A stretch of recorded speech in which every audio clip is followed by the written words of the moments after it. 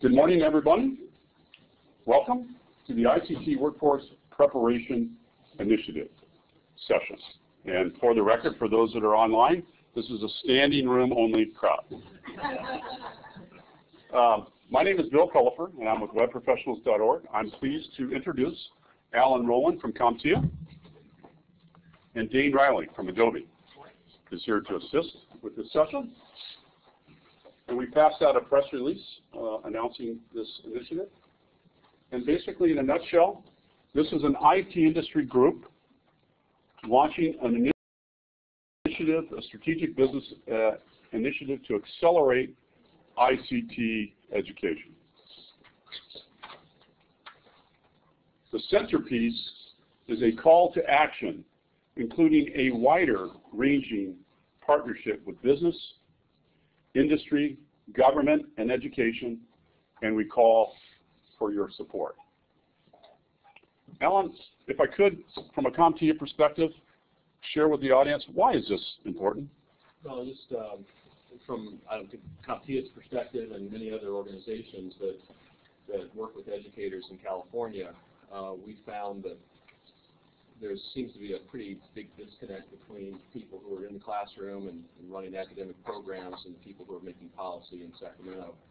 In trying to have your classes meet the needs of the economy, the business people. So Bill and I have been doing sessions and presentations for 5 or 6 years now, and we decided that it would be a good time to try to draw some attention to that, to begin working with legislators in Sacramento and try to lessen the gulf that exists now between what you're doing and what the policymakers think you're doing and what their funding is doing. Thank you, Alan, for that. Jane, how about you? From an Adobe perspective and a representative of business and industry, why is this effort important to you? Absolutely. So I represent the Adobe Education Division.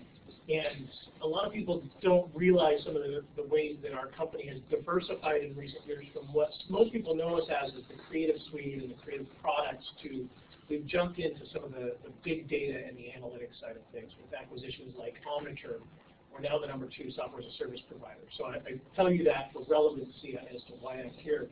As a company, we're struggling to find people that can understand, manage, and implement the analytics. Now, let me explain that briefly. When you think about analytics on a website, almost every website nowadays has some sort of analytics on it.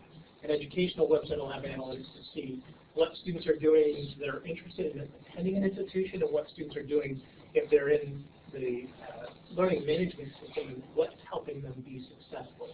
So Adobe now has the tools, and we've acquired a handful of companies and homegrown some of our own products internally, so that analytics can be used. And if you think about students that are going into society in a variety of different jobs, even if you're a physicist and you're studying something to gather that data, how do you manage that big data? How do you parse the information that you need so that you're getting relevancy to better influence what you're doing going forward? And as a company and as a company in that space, competing with other companies that include Salesforce.com, Oracle, and IBM, we are struggling to hire people that understand the analytics in that space, as are our customers that are adopting these technologies in droves to best understand their big data. And so there is a huge gap in the workforce to be able to help Adobe and help thousands of other companies that are acquiring these products to get the most out of them. Yeah, thank you for sharing for that. So, to give a little background and perspective, I run a professional organization, webprofessionals.org, aka World Organization of Webmasters. We're a 17-year-old organization providing community education and certification. I've been an advocate for IT. I've been an advocate for career technical education, really back from inception, really prior to really understanding what career technical education was all about formally. So as an advocate, it occurred to me that one of the things that we've been missing in the information technology space is several initiatives to explain why anybody should care. So this website was launched about 3 years ago for the purpose of connecting some of the dots on jobs, innovation, and productivity. really explaining to stakeholders why IT is important.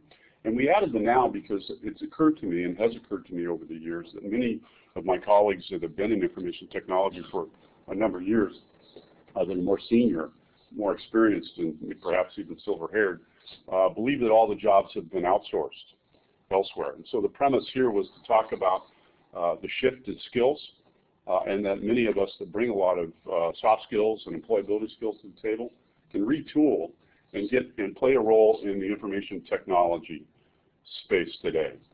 So one of the things that is an element to that is this workforce preparation initiative, and we established the press release, of course, that you have in front of you, but also a series of interviews asking those from business and industry why they should care. So this site is complete with a social media environment, if you will, that asks businesses, business industries, and those that hire why they should care. And so we've created some resources for that, including a Facebook page that has, I think, about 1,600 followers, complete with interviews of those that hire, not only locally, but nationally. One example is Beth Devon, an IT CIO from Manila.com, a San Francisco company, where I simply asked her, why is such an initiative important? I also reached out to a gentleman from Citrix in Washington, D.C., in a meeting to ask him specifically, why should people care about IT and why should they care about such an advocacy initiative? So with that, I'd like to ask a couple questions from the audience, if I can. How many of you are ICT faculty? Okay. How about ICT, or how many are in administration? Super, welcome. How many from business and industry? Good, a good mix. So if I can call on you, Richard, because you teach faculty at Ohlone Community College. And one of the motivations for launching this ICT Workforce Preparation Initiative, candidly, was due to a phone call conversation that you and I had with a group of folks from around California, State of California Department of Ed. That was a consortia, a group, a telephone call talking about the need for ICT education in California. Can you share part of that conversation, Richard? Why is such an initiative important to you?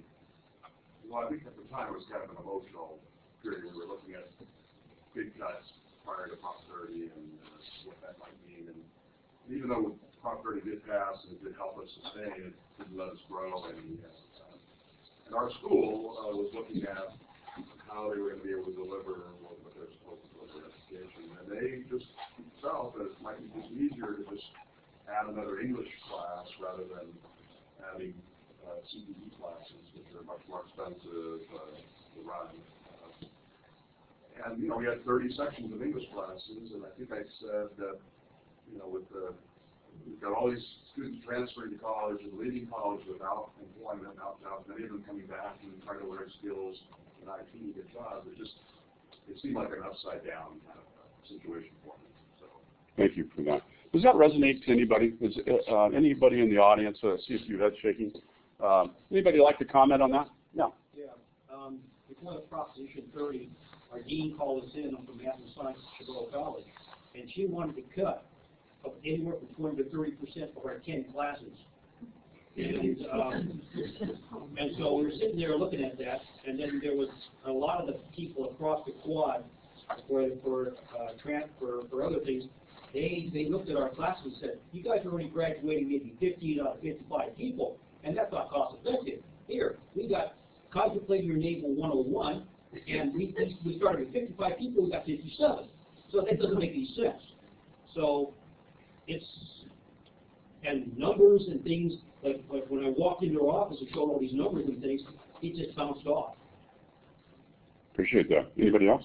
Steve, Bart? You get person's funding for CT classes, and that helps a great deal, not only for your classes, but so I'm happy to defend this.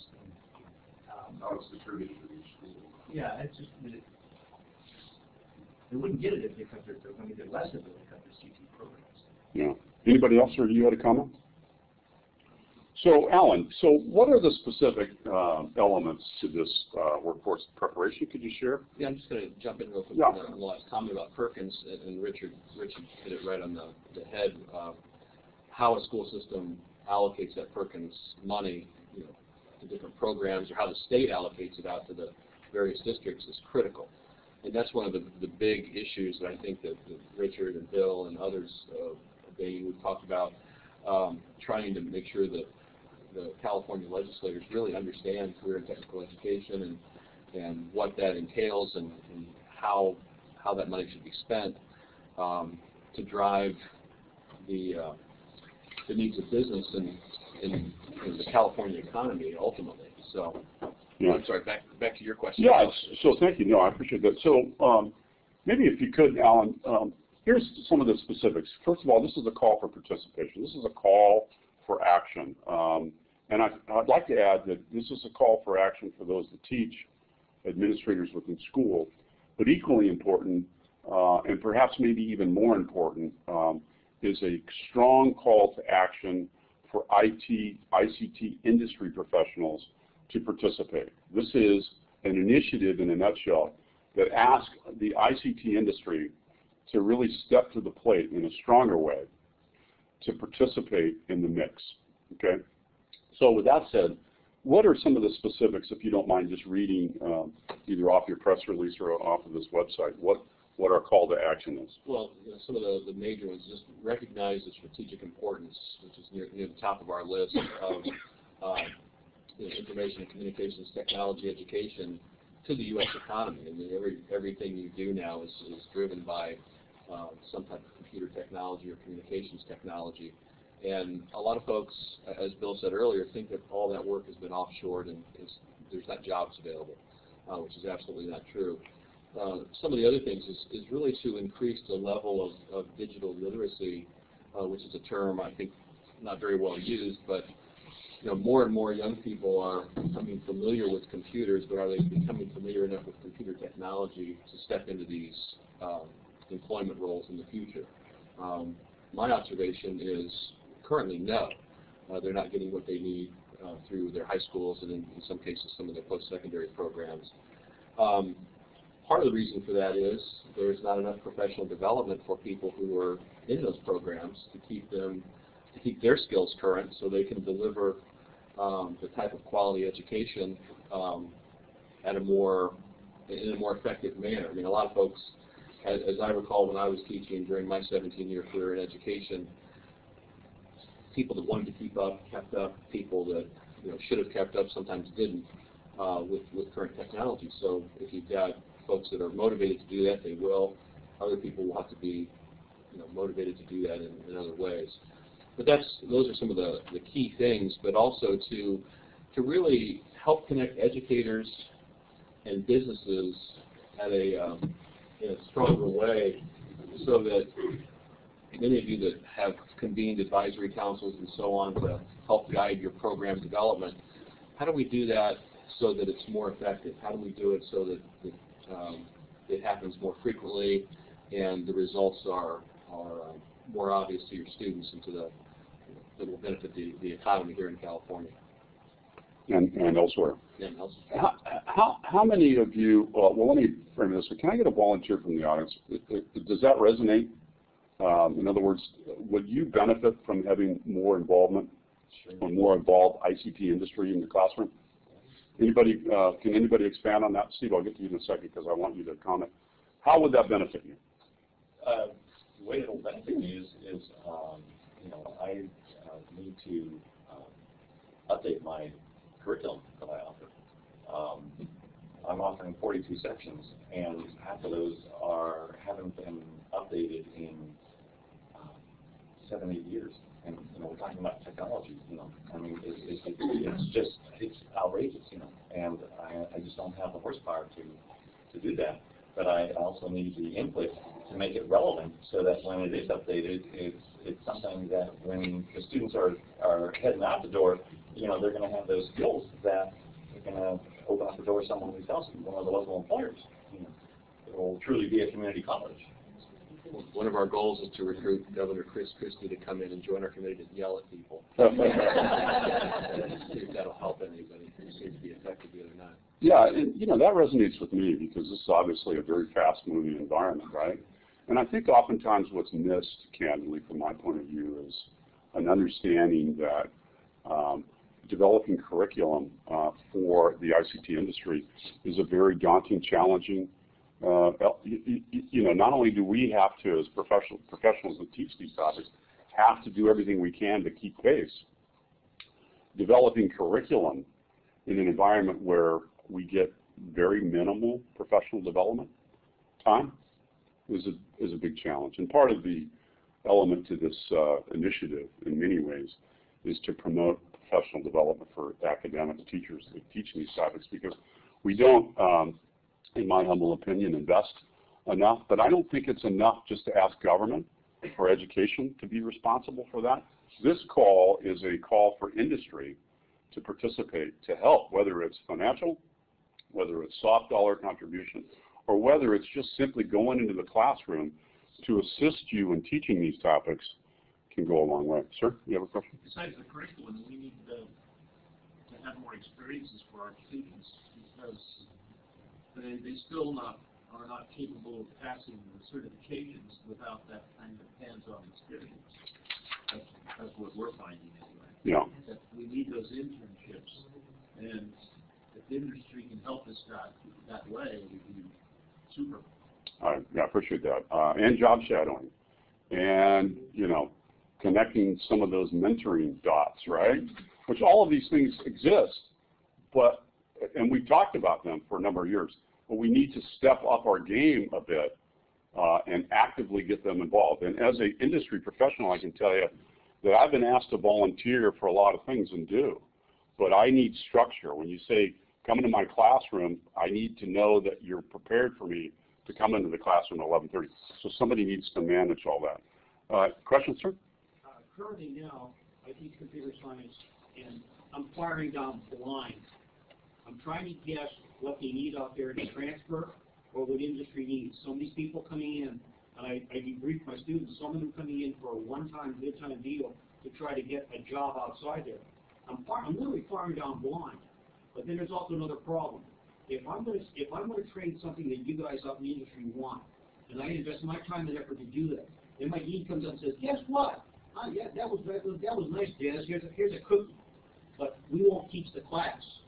Now, on the other hand, if industry comes out and says, these are 30 of my employees.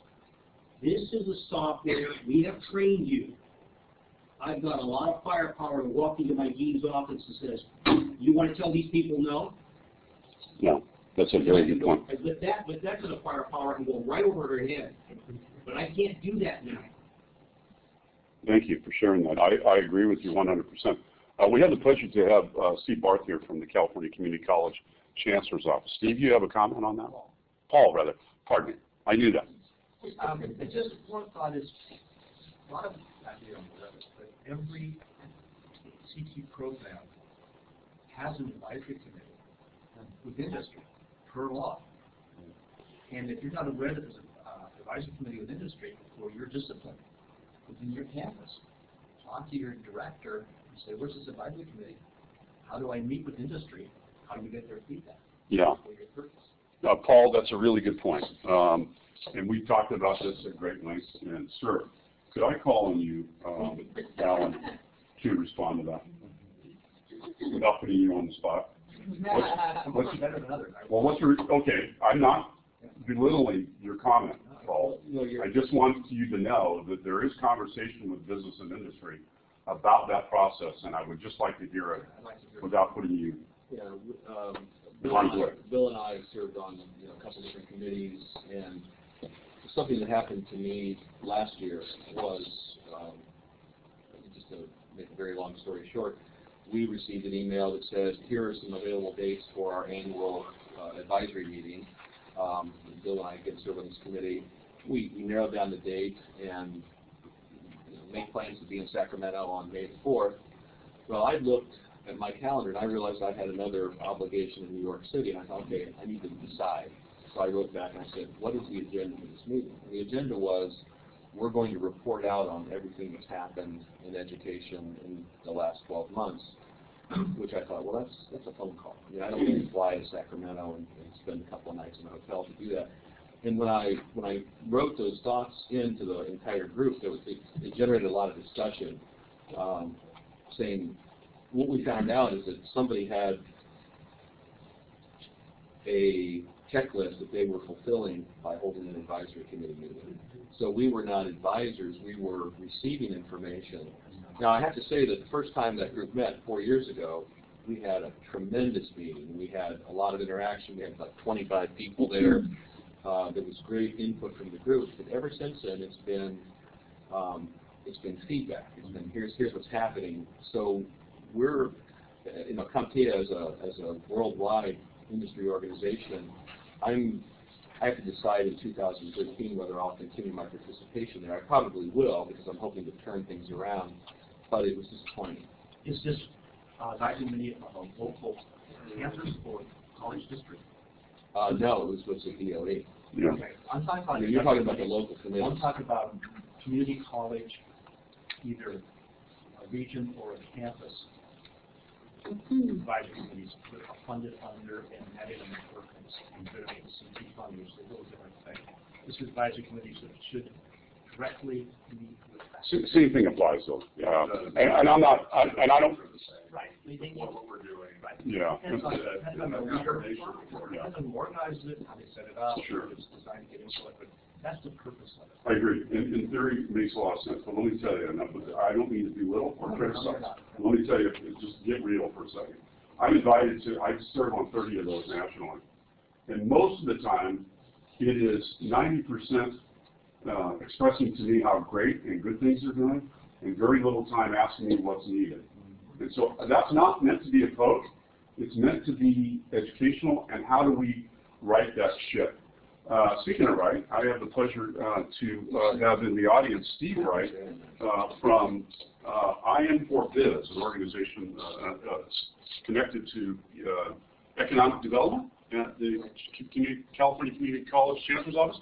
Steve, what are your thoughts so far? And I've been doing the economic workforce development work for 3 years now, but prior to that, I was an industry advisor to Santa Barbara City College for their Digital Arts Center. I actually have about a 45-year career in telecommunications, and a lot of the work I did related to ICT was with Fortune 50 companies taking over their workforce, rebadging it, setting up training, and that sort of thing.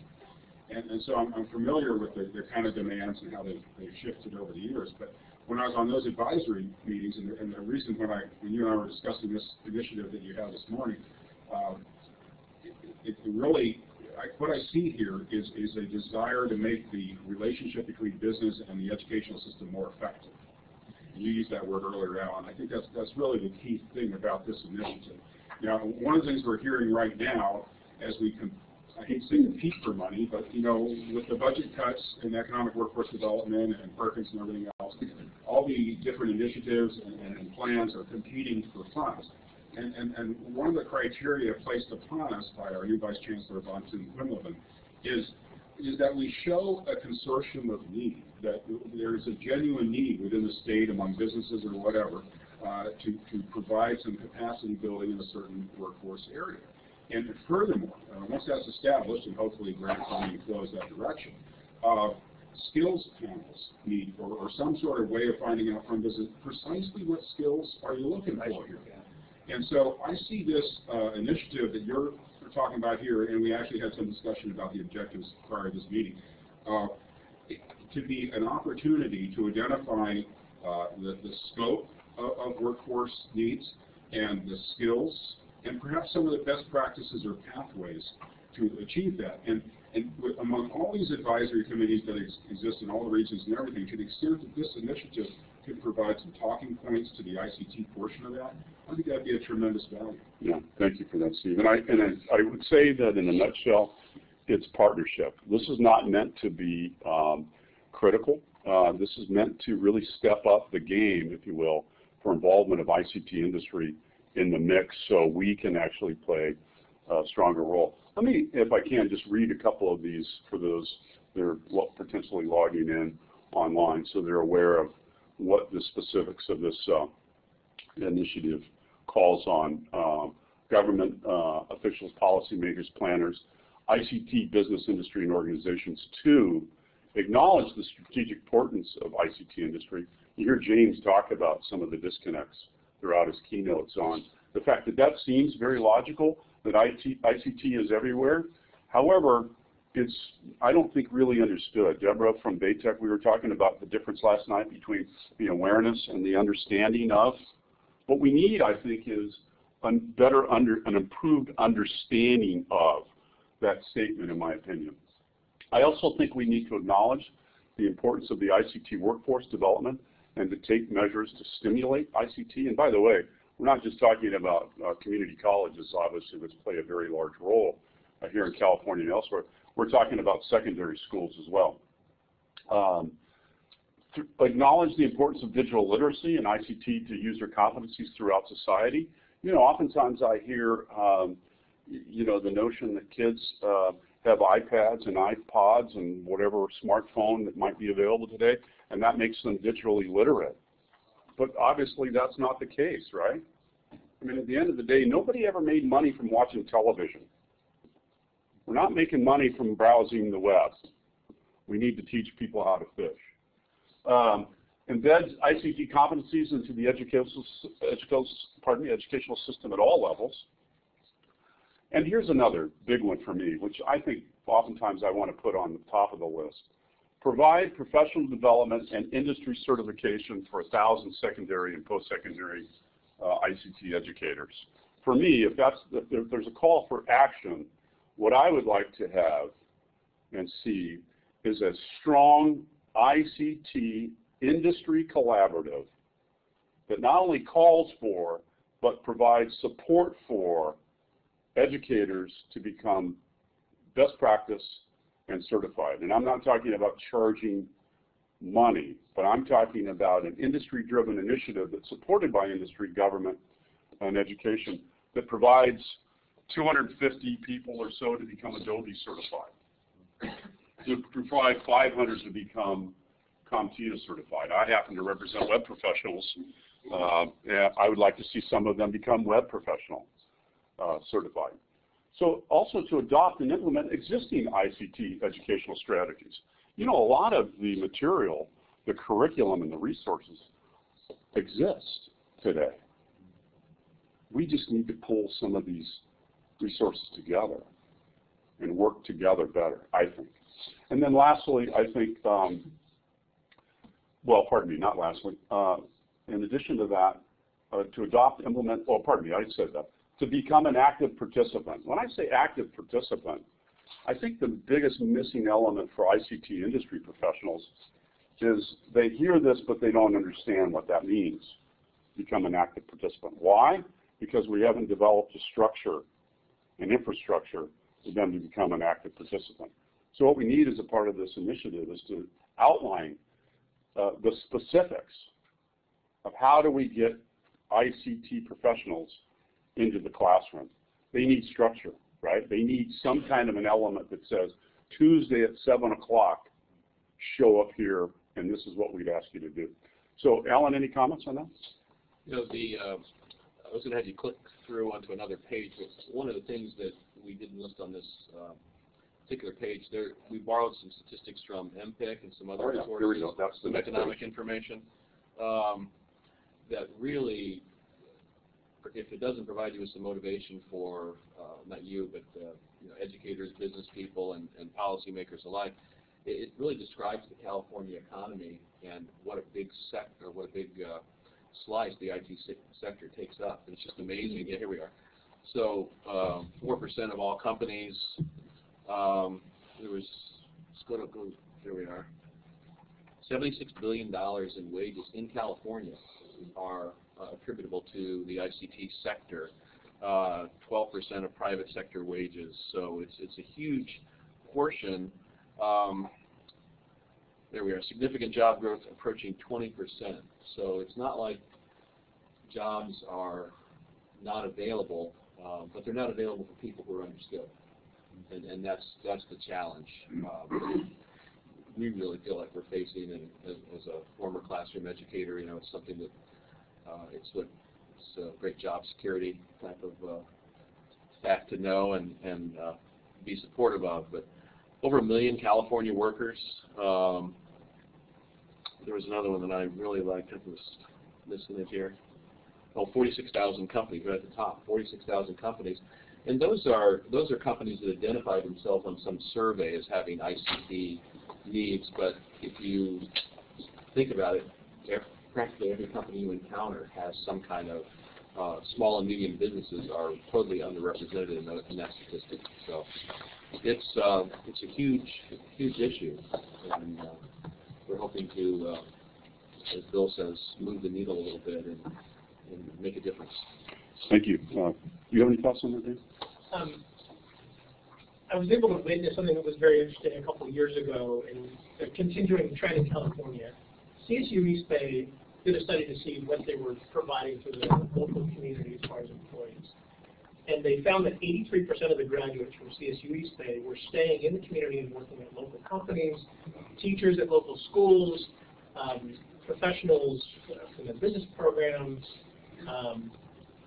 the nursing program, so on and so forth. So very high percentage of people were staying in the community. So the president looked at that and said, where am I in this chain of things? He said, I'm pretty close to the top, and if I'm not properly preparing my College of Education teachers to teach my students, to prepare them for STEM, when they get through the system, maybe they go through the local K-12 system, and then they arrive at a community college to get their AA and then eventually graduate and go to CSU East Bay and go to become professionals in the community. If I'm not connecting the dots with the superintendents of the school districts, with the chancellor or presidents of the local community colleges, with businesses locally, then I am failing the system, because I'm pretty close to the top, with the exception of the people that are hiring these folks. And they took a very specific approach when it came to STEM research for that, but he was having regular meetings with industry, regular meetings with the local community colleges that fed into his organization, with the K-12 schools,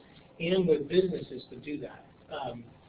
Mo Kiyomi was the president of CSU East Bay. He's now at San Jose State. Now, if you look at the state schools, they're providing a very significant number of people to the workforce. 40%, I think it's 40% of the people that graduate from a CSU system are contributing to the workforce in California.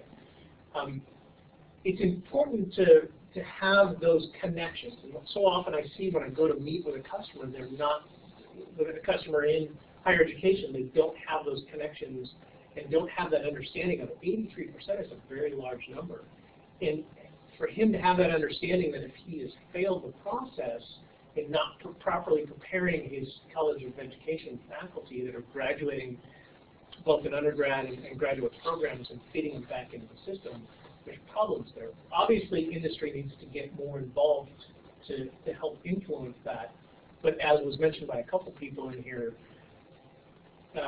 when we look at that as an organization that's focused so heavily on the shareholders, at the end of the day, you step back and look at no organization is successful without successful employees, and every organization recognizes that. And for the school system in California to be providing those people, that number really stuck out in my mind, but it's not being communicated. So for me to take that back to Adobe, we need assistance from education to help us understand, wow, we really do need to help you be successful, because we are hiring the students that you're preparing for the future. Thank you for that. One of the... We've got a question out here. Yeah, go ahead, I'm sorry. Yeah. My name is Bob Nelson.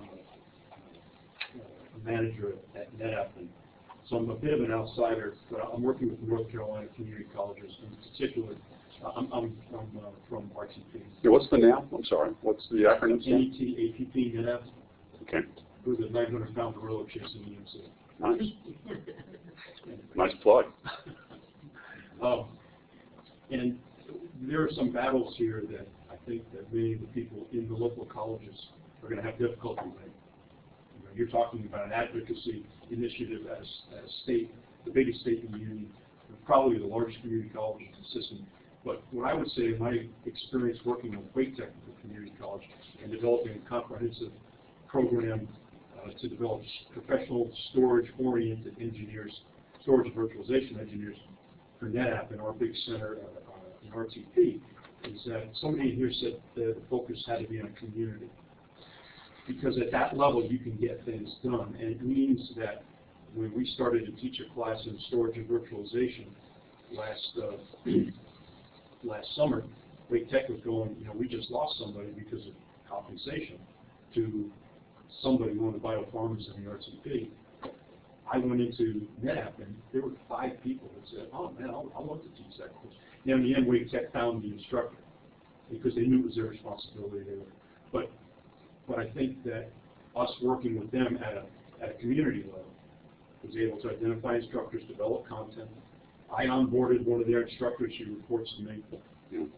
So when they develop content and can't find it through their own means, he comes into the NetApp system and looks in NetApp U and says, hey, I need that module.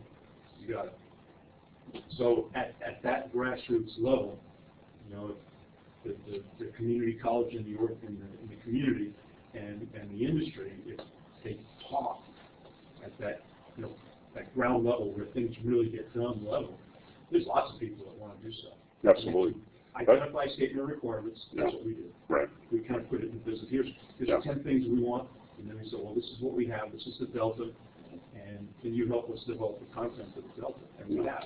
And we've got a pool of like 10 people now that, if Wake Tech can't find an instructor, they're happy to jump in. I got a guy starting next Tuesday night. He's going to teach 16 weeks, every 3 hours every Tuesday night. And I want to jump in and follow up. Yeah, and I thank you for that, because I think one of the walkaways needs to be from this event that there are a lot of great people and organizations like yours doing a lot of great things, and I applaud you for that. That's clear here in California and elsewhere. I think what we're proposing here is formalizing this so there's specific process, right? You talked about and then you can sustain the sustainability. Yeah, you talked about the 10 requirements. We need to articulate those requirements. And this is also a call for participation specifically for somebody like you to get involved, because what we need to do, and I'm glad you're shaking your head because I grew up with Catholic nuns and I will zero in on that. I'm going to walk down the aisle with you. Yeah, exactly, because I have the knuckles to show it, to prove it. Somebody else have a question? I have a follow-on comment. Yeah. Something that's been interesting, I've been at Adobe for only a year, specifically education. Prior to that, I was at Apple for 10 years. So I've worked with educational customers for quite some time. We have curriculum guides that help teach you a variety of things in the Creative Suite. And when I'm going out to conferences, whether it's a K-12 conference with ISTE or meeting with customers that are at EDUCAUSE, I'm finding that 10 to 15% of people that are teaching our products in the classroom realize that we have free curriculum guides that they can take advantage of. And as I go to these different ICT programs to meet with people, it surprises me the lack of communication between them for the duplication of effort that's happening for resources that might already be there, or excellent faculty that have contributed things. We have the Adobe Education Exchange that faculty are taking their lesson plans and putting them up for free. People are voting on them. It's a great resource, but that also is going underutilized and people are unaware of it. We struggle to get the word out. Obviously, many of you in this class, in this room, are in the trenches on a daily basis and struggling to find that information and not realizing that we are giving you some of the resources at our very fast pace of innovation to help you, in some cases, not stay ahead of, but not fall behind as you're preparing for the next year's course and those sorts of things. Yeah, and those are quality resources too, I might add, and free, right? A lot of them for free. I'm glad you brought up the healthcare, because I think, to your point, sir, what I think in a nutshell I'd like to see is an established initiative, advocacy, if you will, that's on par with healthcare or agriculture. If you look historically at these, Paul, your thumbs up because you know exactly where I'm going with it. If you look at these industries that have been around, maybe historically a lot longer than we have, if you follow their successes, in a nutshell, they are better advocates. They've got a stronger voice, and they seem to get everything they ask for. So in a nutshell, what I'm really calling for here is a consortia or a stronger element of advocacy that pulls all these silos together, because all of us are doing great things independently, but we're stronger. If two heads are stronger than one, five's stronger than two. Steve, you had a question or comment? Well, I love the point you're making, but it's on a prior point. And first, I want to just call on the gentleman from the Research Triangle College. I think your example is just the epitome of the best way to go. You know, but on the other hand, here in California, with 112 campuses and huge gaps between capabilities in one campus and another, in addition to that, we've got to communicate to all the campuses and curriculums what business is saying. Because not every single campus is going to have the luxury of having somebody down the street. But is it not localized to some degree? So, for instance, the community college 30 miles south of us is in a fairly rural area. They have a completely, that's what I mean about the local and community. Right. They have a completely different requirements. And that's the foundation of the community college system here, which is regionally based. And some people get frustrated when they look at this and they think, why doesn't this work like my corporation, which is a tops-down organization, where everything's communicated and standardized and mandated? It doesn't work that way. It's bottoms up. It is regional first. But I think as technology gets more sophisticated, we find that things like ICT, they're pervasive across all the regions. And in a region or rural area may actually have expertise in agriculture, but now they need some expertise in ICT. Right.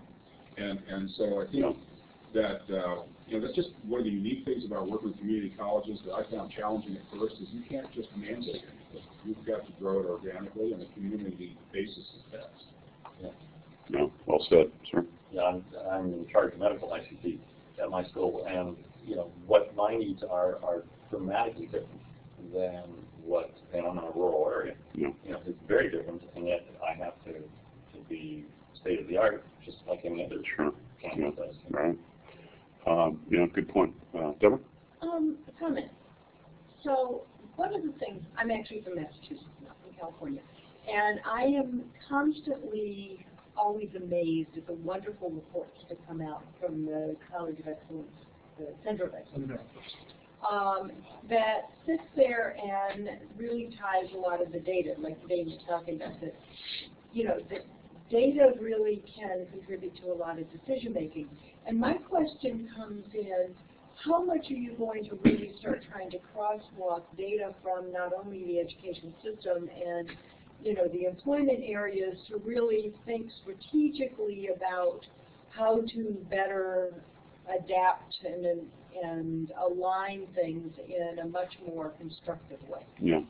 I just curious because I don't see that in your to-do list. Yeah, and I think that's something that could be very valuable. I think you're absolutely right, and that data is important because we need that data to make sound decisions on. A lot of that data exists. You can take a look at some of the data that comes out of California, for example. Right. We've been talking about this. Is Paul, Mr. Saflin here? No. Mr.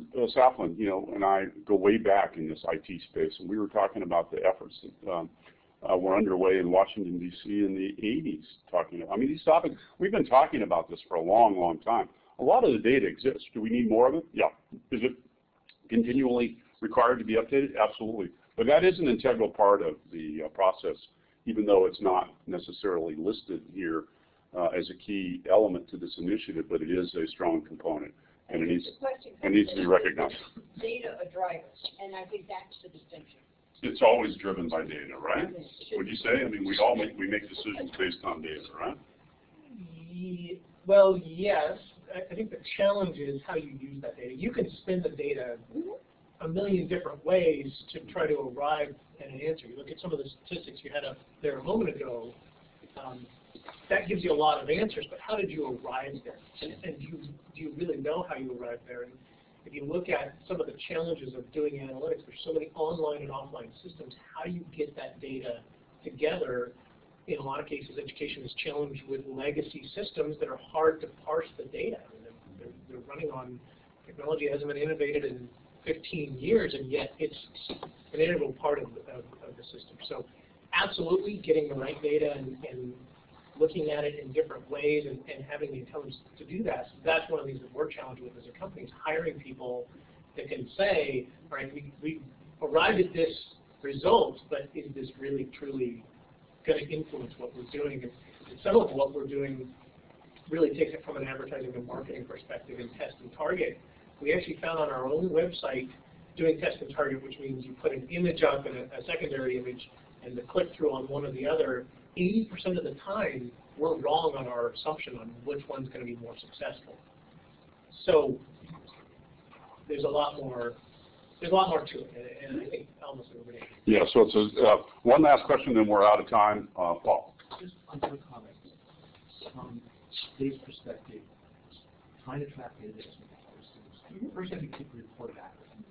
Secondly, you have to get different systems to talk to them. We cannot track K-12 students who take what we call tech prep or any program pre-CT training at a high school to where they go into the colleges because we can't get Social Security numbers. We then cannot track them once they leave the community college system and go into industry to see if their wages go up, if they get into a job, because we can't track Social Security numbers. So the data tracking systems are there, we just can't talk to each other because of security and privacy issues. Why isn't even going there? It's just things like the labor market data that you have. We do use that Right. a lot. LMI data, Right. EDD data. We see if I'm correct to, people take these tests, Microsoft, CompTIA, Cisco. We could never track to find out if they were successful in passing that test and where they went after that. And so we're trying to open that door. It's just an amazing amount of information.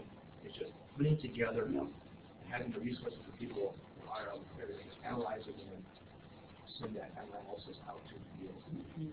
So it's A lot of issues, a lot of good discussion points. So speaking of collecting data, this is my passionate plea. If you like what you see today and you want to get involved and you want to be a voice, please participate. We've created a form. If you follow the press release, it will link right to it. Simply is an initiative and petition. What we're asking you to do is be a part of the process, be an active participant. We need your support, and we need your voice. There's no cost to get involved.